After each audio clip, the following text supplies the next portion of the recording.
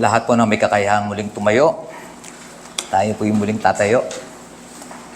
At ipapahayag natin ang salita ng Diyos mula sa Lumang Tipan, sa aklat ng Levitico, chapter 19, verse 9 to 18. Ito ang pinasasabi ni Yahweh sa mga taga-Israelita.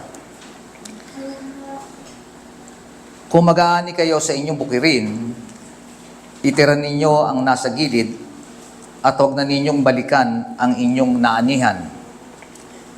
Huwag ninyong pipitasing lahat ang bunga ng ubasan, ni pupulutin man ang mga nalaglag.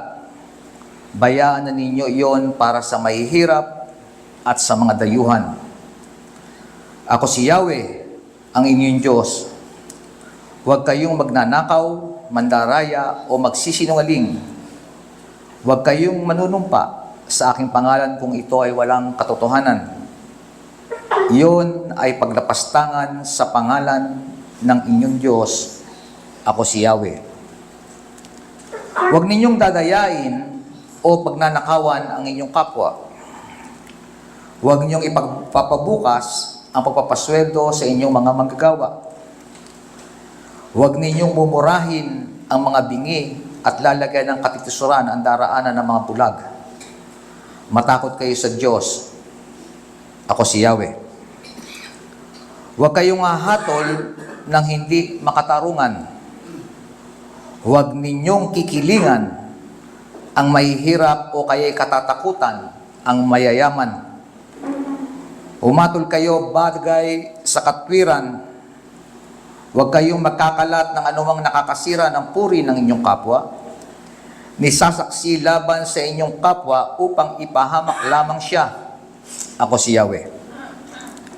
Huwag kayong magtatanim ng galit sa inyong kapwa, sa halip makipagkasundo kayo sa kanya. Sa gayon, hindi ka makakasala dahil sa kanya. Huwag kang maghihiganti o magtatanim ng galit sa iyong mga kababayan.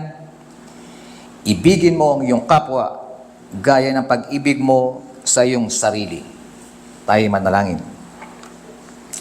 Sa umaga pong ito, nagpapasalamat po kami amin Diyos sa biyaya mo na nagbigay sa amin ng karapatan upang makalapit sa inyo sa kabila ng aming karumihan. Aming Ama, salamat po sa lahat ng pagpapala na patuloy mong pinagkakaloob sa amin, sa lahat ng kasaganaan na ito na natamo po namin sa pamamagitan ng aming Panginoong Jesucristo. At sa umagang ito, Panginoon, sa paghahayag ng iyong mga salita, patuloy pong itong matanggap ng iyong mga anak. Kayo po ang mapapurihan sa lahat ng ito. Sa pangalan ni Jesus. Amen at amen. Tayo po yung makakaupo na. Tayo po yung magpapatuloy sa ating pagtalakay ng aklat ni Santiago at tayo po yung nasa unang bahagi ng chapter 2 na binasa sa atin kanina ng ating elder book. Kung ating papansinin, batay sa ating napag-aralan, at itong binanggit ni Santiago sa mga unang bahagi ng kanyang aklat, ng kanyang liham, what is the central concern of his book? At ito ay sinasaad kung gaano ang tunay na pananampalataya ay tumutugon sa lahat ng uri ng pagsubok. Ang tunay na pananampalataya, ang sabi ng Santiago, ay nakikigala sa lahat ng pagsubok at patuloy na hinahanap ang karunungan ng Diyos sa kanyang pagtugon na nagdudulot sa kanya upang mag-persevere sa lahat ng ito. In the midst of adversity, true faith recognizes that God is the source of good gifts and never a temptation to sin. Lahat ng magagandang bagay na ating tinatanggap, sinasabi ng kanyang mga salita ng lahat ng ito ay mula sa Diyos. At kailanman ang Diyos hindi tayo tinukso. At anong kabuuan ng sinasabi? Ang tunay na pananampalataya Authentic faith means hearers and doers of the word.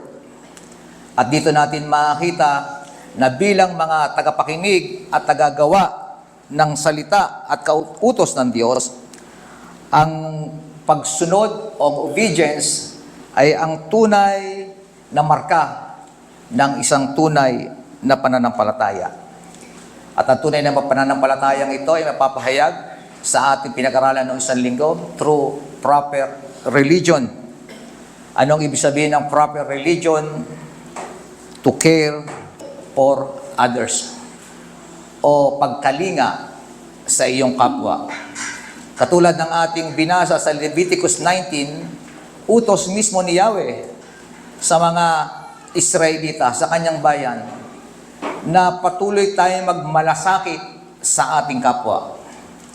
Ang sabi nga sa ating binasa kanina, kung kayo'y nag-ani, magtira kayo sa inyong mga anihan. Magtira kayo ng ilan para kung may dumaang mga dayuhan at mayroong mahihirap na gusto makibahagi, ay para sa kanila yung mga natitira.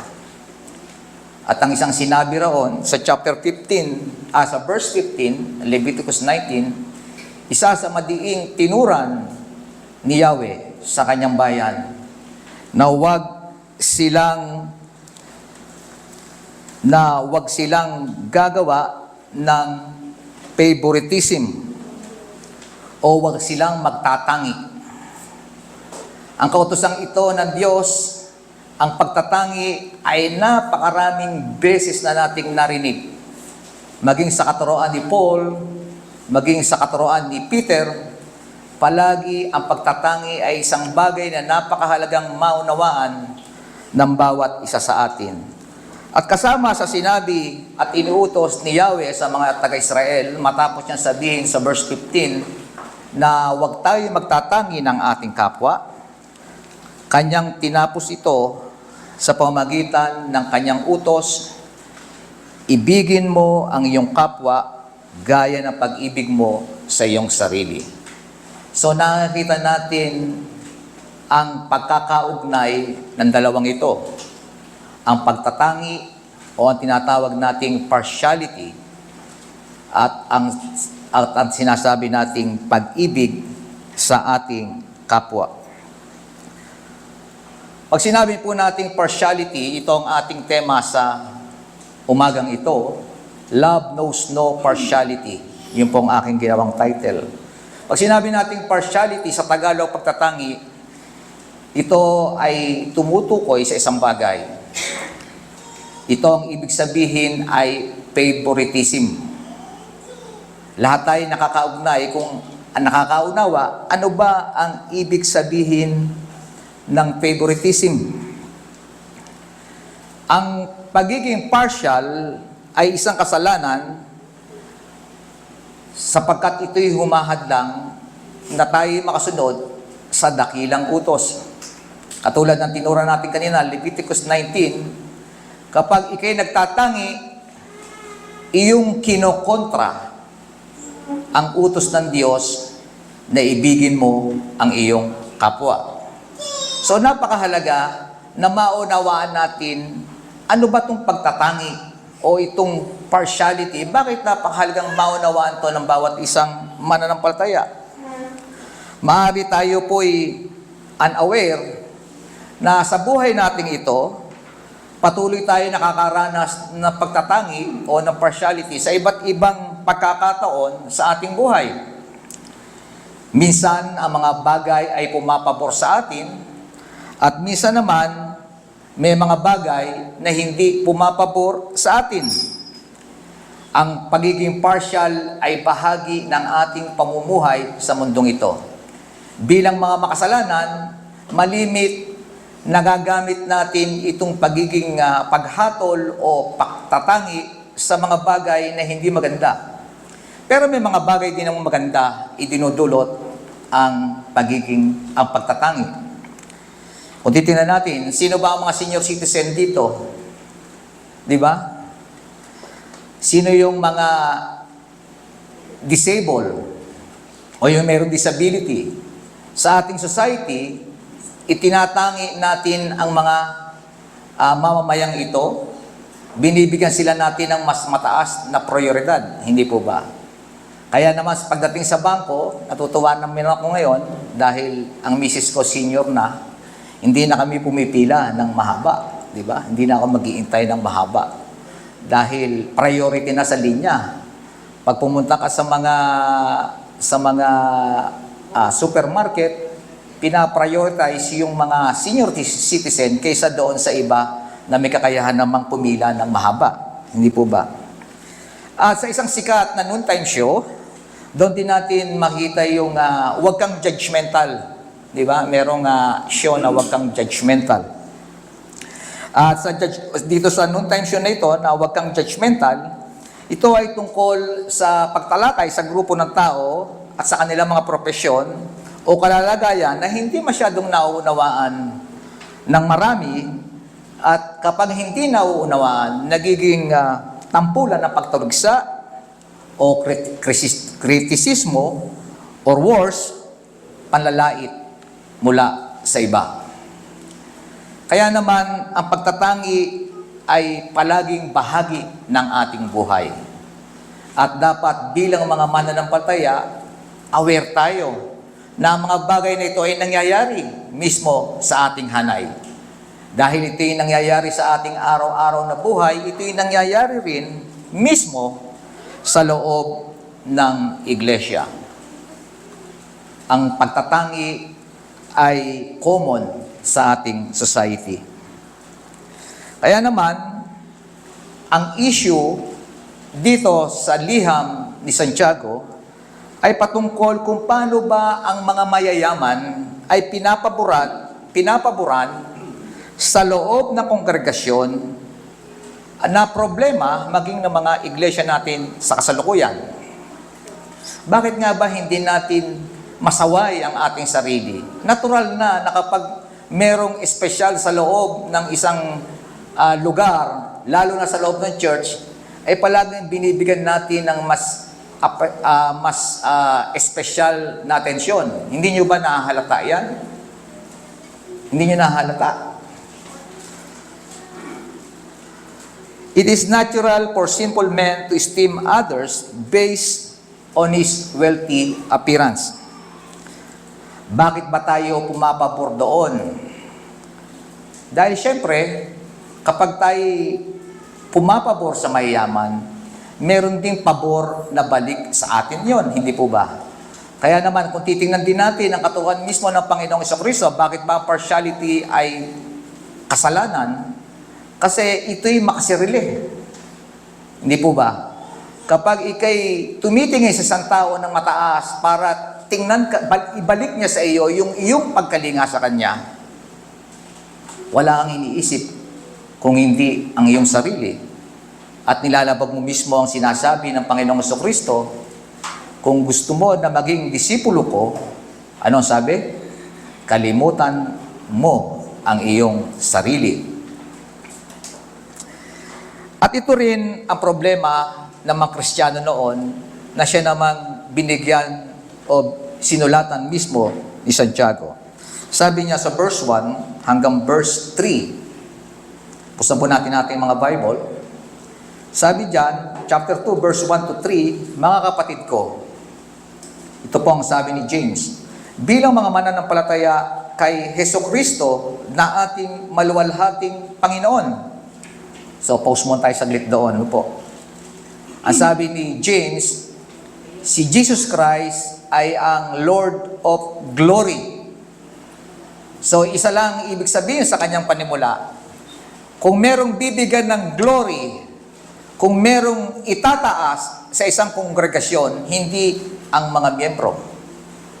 Hindi kung sino man sa mga tao, kung hindi walang dapat itaas o exhort, kung hindi ang maluwalhating Panginoon, ang ating Panginoong Jesucristo.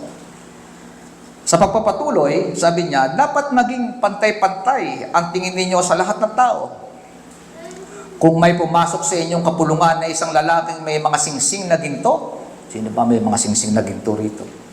At nakadamit ng magara, at dumating din noon ng isang mahirap na puro sulsi ang damit. Hindi na naman natin nakikita ngayon yan, no? Kasi uso na ngayon yung sira-sira pantalon no? At inasikaso niyang mabuti ang nakadamit ng magara at sinabi sa kanya, dito kayo maupo. At sinabi naman ninyo sa mahirap, tumayo ka na lang dyan, o kaya'y sasahig ka na lang umupo. Nagtatangi na kayo at tumahatol ng mali. Very obvious naman, hindi po ba?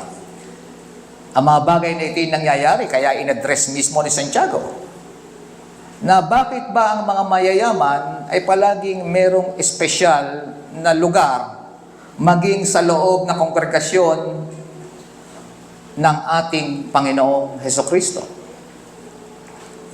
Madiing ipinapaalala sa atin ni Santiago na sa paningin ng Diyos at paningin ng Iglesia, ang pagkiling ay dapat iwasan, especially doon sa mga mahihirap. Church must not show favoritism to the wealthy. Alam natin ang sinasabi ng mga salitang yan. Pero dapat patuloy tayong napapalahanan kasi unaware, nagagawa po natin yan, hindi po ba? Sa iglesyang ating pinanggalingan, nakikita natin sa sistema ng katuruan o doktrina o teolohiya na kanilang tinatayuan, makikita natin na hindi maiiwasan na magkaroon ng favoritism sa loob ng church. Bakit? Binoboto nga kung sino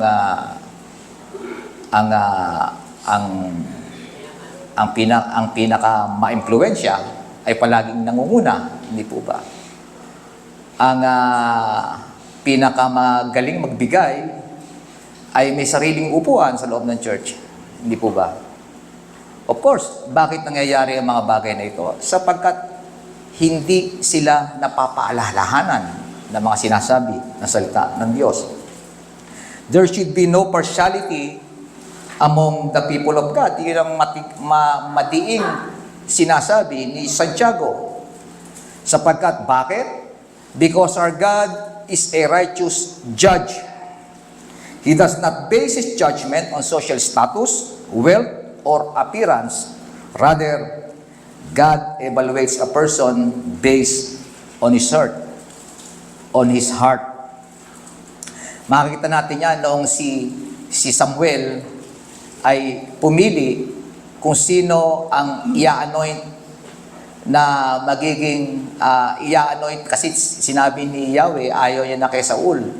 Pumili ka ng binigyan ng karapatan ng Yahweh na pumili si Samuel na kung sino ang itatalaga nilang hari. At of course, si Samuel, pinuntahan niya si Jesse, di ba? Sino si Jesse? Yung tatay ni David. At doon, unang iniharap yung pinakamatikas na anak. Ano po? Pero sinabi ni Yahweh, hindi yan. Sumunod na naman, hindi, nagtataka si Samuel. Ito, kasi ang forma ni Saul, alam naman natin, by his appearance, talagang bagay na maging hari, di ba? Pero yun nga, si Samuel, maging siya, sabi niya, ito dapat. Ito. Pero ang pinili ni Yahweh ay yung pastol. Yung kung papipiliin mo tao ay hindi pipiliin. Kasi ang sabi sa talata, dahil ang Diyos ay tumitingin hindi sa panlabas, kung hindi tumitingin sa puso. Sa verse 5, sabi, mga kapatid kong minamahal, tingnan ninyo ng mabuti, hindi ba't ang pinili ng Diyos ay ang mga mahihirap sa mundong ito, upang maging mayaman sa pananampalataya at maging kasama sa kahariang ipinangako niya sa mga umiibig sa Kanya. Gusto ko lang linawin sa ating lahat, ano po, yung salitang mahihirap sa mundong ito, hindi nangangahulugan na yung talaga lang mahihirap ang papasok sa kaharian ng langit. Hindi po ba? Sabi natin kanina, ang Diyos ay hindi nagtatangi. Of course, kapag sinabi nating mahirap, nilinaw yan ng Panginoong Jesucristo mismo sa kanyang sermon doon sa bundok. Di ba? Sa Beatitude, sabi, di ba? Blessed are those poor in the spirit. Di ba? Poor in spirit. At sila ay kalulugdan ng Diyos.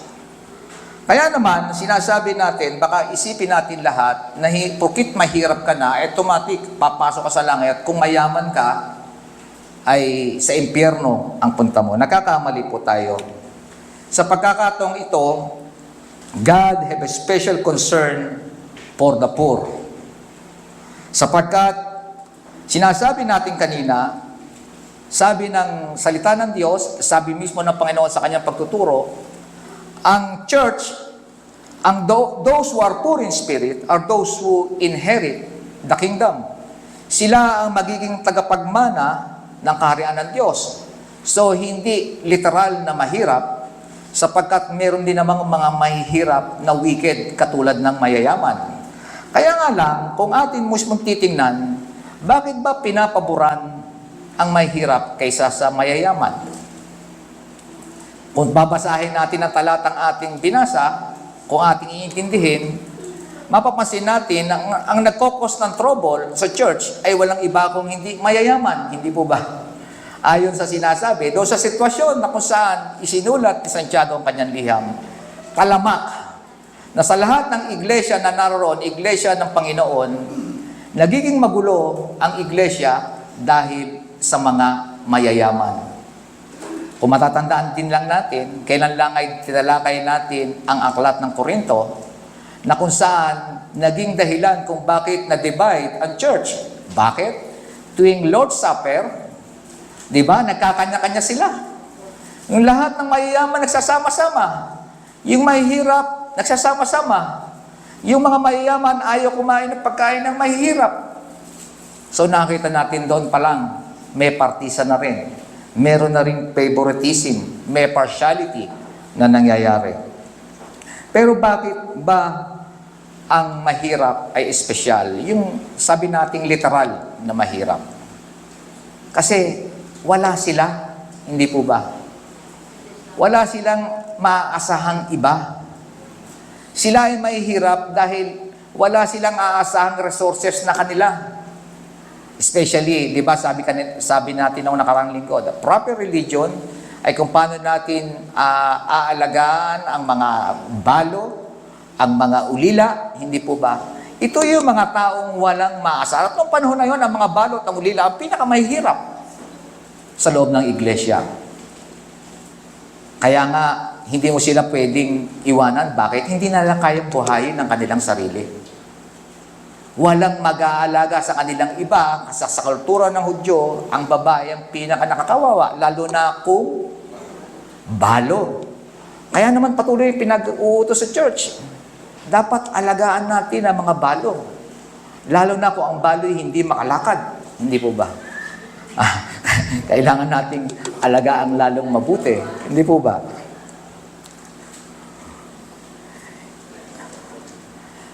Bakit ang mayayaman ay sinasabi nating nagiging very tough si James sa mga mayayaman? Kasi nga, sila yung mga palaging pera ang pinatatakbo.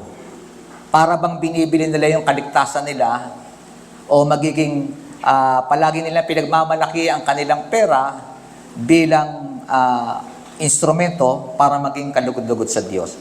Mga kapatid, yung mga bagay na yan, hindi po natin may iwasan. Sa totoo lang. Kapag ikay may pera, of course, mahahasap ka.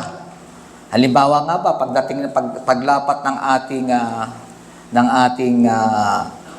yung ating offering bag, of course, may maglagay na isang bundle dyan. Maglalaki mata natin lahat, hindi po ba?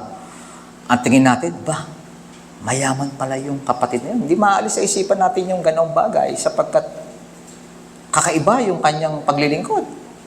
Pero kung titingnan natin, bakit gumagawa ng gulo ang mga mayayaman sa kanilang mga pananalapi? Kasi Hindi, dapat maging sensitive sila sa mga taong nakatingin sa kanila. Tama po ba? Punta ka sa simbahan, naninilawang yung leeg, di ba? Punta ka ng simbahan, kulay ginto ang iyong ang iyong mga kamay at ang iyong singsing yata, kompleto lahat ng daliri mo, panay singsing. Di po ba? O kaya dadating ka, nakamontero ka. Di ba? Alam nyo, ang pera ay laging ugat. Kapag sa paglilingkod, ang mga mayayaman, palaging pinamumuka ang kanyang pera to influence. Hindi niya maiiwasan yon. Napakahirap, hindi po ba?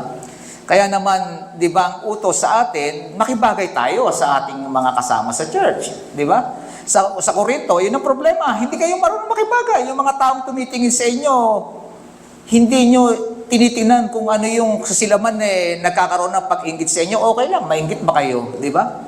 Ganun ang nagiging sinasabi. Wala akong ginagawang masama. Etong aking kayamanan, ginagamit ko. Wala akong ginagawang masama, ibinibigay ko. Pero ano ang nagiging kaisipan ng mga taong tumitingin at nakakaalam ng mga bagay na yan, lalo na sa loob ng church. Kaya naman, very tough si James. Kung meron tayong nakitang mayaman na pumasok, dapat pantay-pantay ang tingin. Hindi naman porkit mayaman daw mo pa uupuin sa sahig. Hindi naman gano'n ibig sabihin. Kasi dito sa talata niya, yung mayayaman na binibigyan ng espesyal na upuan at nakakaawa yung mga mahihirap, di ba? Saan nakaupo? Sa sahig. Di ba? Sa mga sinagoga, sa mga Hudyo, talagang nakaupo sila sa sahig. Pero hindi natin alam, noong first century church, baka maaring may upuan na sila na ginagamit, di ba? O meron ng pews, di ba, na ginagamit. Pero ganoon pa man, palaging may pabor ang mayayaman. Pero sabi ko nga kanina, wag nating isipin na porkit mahirap naman, ay bibigyan din natin ng mas mataas na atensyon. Hindi po. Ang sinasabi rito, no partiality, tumingin tayo ng pantay. Ayan. Sabi nga ni John Calvin, God pours forth His grace on the rich in common with the poor. Parehon pinagpapala, mayaman at mahirap. Yet His will is to prepare this poor to those rich, that the mighty might learn not to flatter themselves, and that the ignoble and the obscure might ascribe all that they are to the mercy of God, and that both might be trained up to meekness and humility. Dapat pantay. Ang biyaya ng Diyos para sa mayaman at mahirap, pag naandyan ang pera, gamitin natin para makibagay. Hindi po ba? Hindi para gamitin natin para tayo tumaas. O tingnan natin ang pera ay mas mataas. Ang mga bagay na yan ay balancing dumadating sa ating iglesia para magdala sa atin lahat ng pagkakaisa, para magdala sa atin sa kakumbabaan. Walang kinikilingan ng Diyos, ngunit siya'y lagi nakatuon sa mga nangangailangan, at dapat tayong lahat bilang mga anak ng Diyos ay dapat ganun din tumingin sa mga nangangailangan. We must always sensitive sa pangangailangan ng iba, ngunit hindi rin namin maging daan ng pagkamuhi sa iba. Anong ibig kong sabihin? Nagiging sensitive tayo sa pangangailangan ng iba. Naaawa tayo kapag may nangangailangan. Pero doon sa naman sa meron, minsan namumuhi tayo. Bakit tayo namumuhi? Naiinggit naman tayo. Di ba? Baliktad. Palaging dumarating yung mga bagay na yan. Kaya nga, sabi ni Calvin, yung mga bagay na yan nandito sa atin kalagitnaan. Pinagpapala tayo ng Diyos ng lahat ng bagay, lahat ng pangangailangan, spiritual, material, nandyan yan. Hindi para may taas ang bawat isa, kung hindi para dalhin tayong lahat sa kapakumbabaan. Sabi sa verse 8, ito the law of God and the mercy over judgment. Ang ganda ng sinasabing mercy over judgment. Ano ba ang kautusan ng Diyos At paano niya ipinatutupad dito? Ito ang sabi ng verse 8. Mabuti ang inyong ginagawa kung tinutupad niyo ang utos sa kaharian ng Diyos ayon sa kasulatan. Of course, dapat sa Bible. Ibigin mo ang iyong kapwa gaya ng pag-ibig mo sa iyong sarili. Ngunit kung nagtatangi kayo ng iba, kayo nagkakasala at batay sa utusan, dapat kayong parusahan. Ang lumalabag sa isa, kahit tumutupad sa iba pang mga utos, ay lumalabag pa rin sa buong kautusan. Sapagkat ang Diyos na nagsabing, huwag kang mangangalunya, ay siya ring nagsabing, huwag kang papatay. Kung hindi ka man nangangalunya, ngunit pumapatay ka naman, nilalabag mo pa rin ang kautusan. Kaya't mag-ingat kayo sa inyong pagkilos at pananalita, sapagkat hahatulan kayo ayon sa kautusang nagpapalaya sa inyo. Walang awa na hahatulan ng Diyos ang di marunong maawa, ngunit ang maawain ay walang dapat ikatakot sa oras ng paghatol. Sinasabi rito ni James, paano ba natin tinutupad ang kautusan?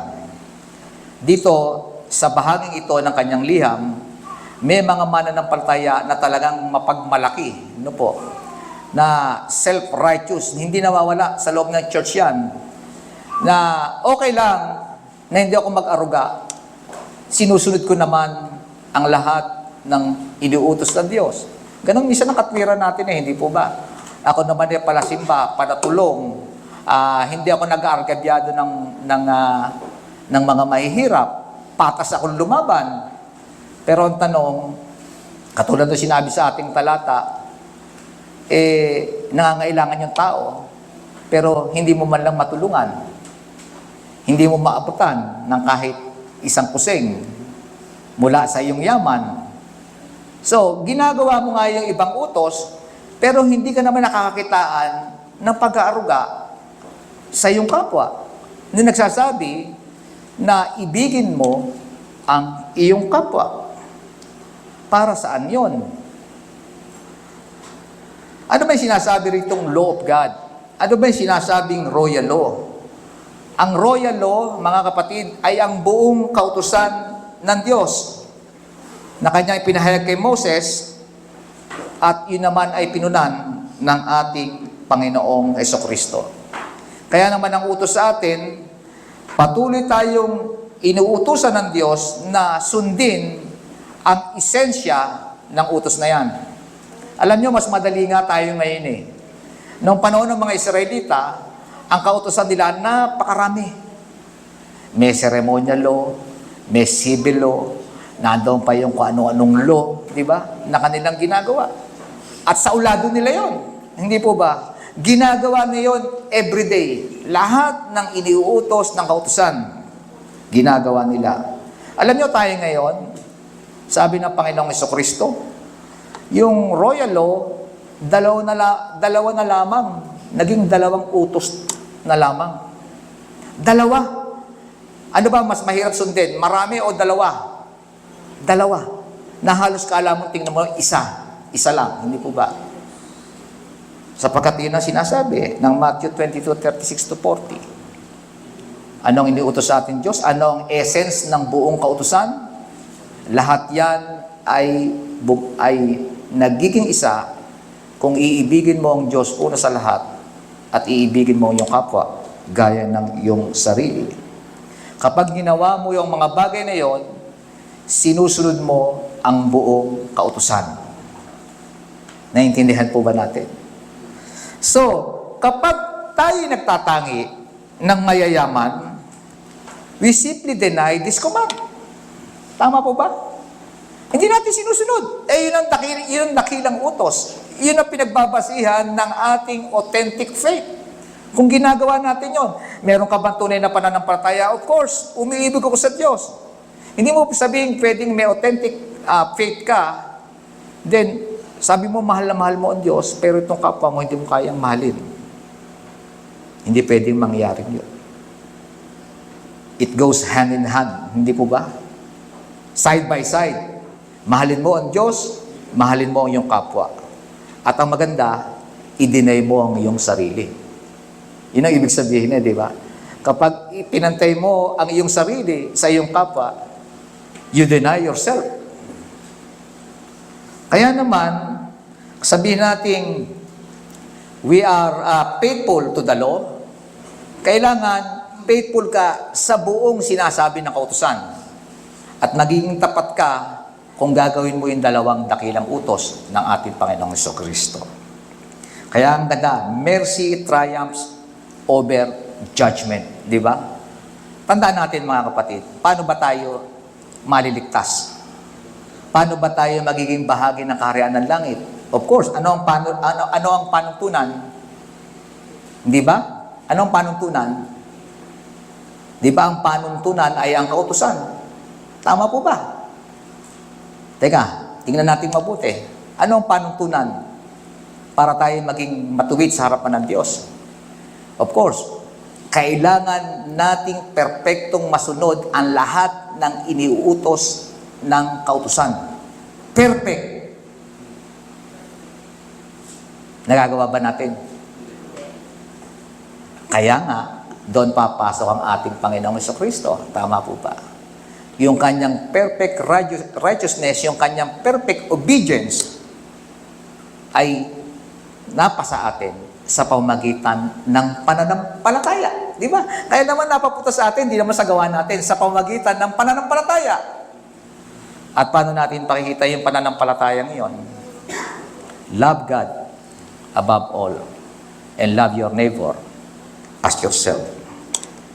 Iyon ang magiging hatol ng Diyos sa lahat sa atin sa pagharap natin sa Kanya. Ikaw ba ay conform sa kautusan?